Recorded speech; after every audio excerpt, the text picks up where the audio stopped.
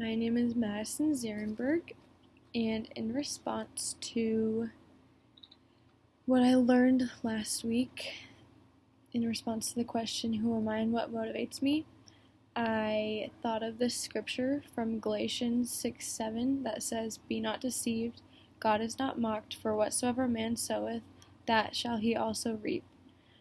I really like this scripture because I live by it, and I know that when I do good things, I will receive the same.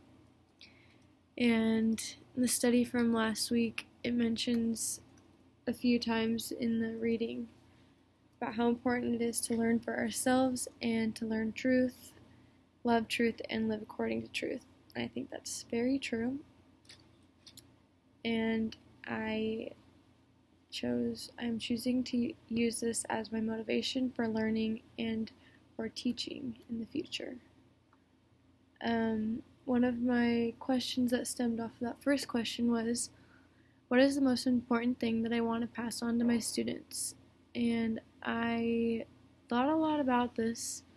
I think it's a pretty important question because I think it goes along with the first one. As long as I know who I am and what motivates me, then I will know what I want to teach my students and why I'm teaching. I love this quote from Increased in Learning on page 2 and 3. It says, "Our individual responsibility to learn truth, to love truth, and to live according to truth is increasingly important in a world that is in commotion and grows ever more confused and wicked." I think this is a very important thing for us to learn because in the wicked world we live in, it's really hard to know what is true and who we should listen to.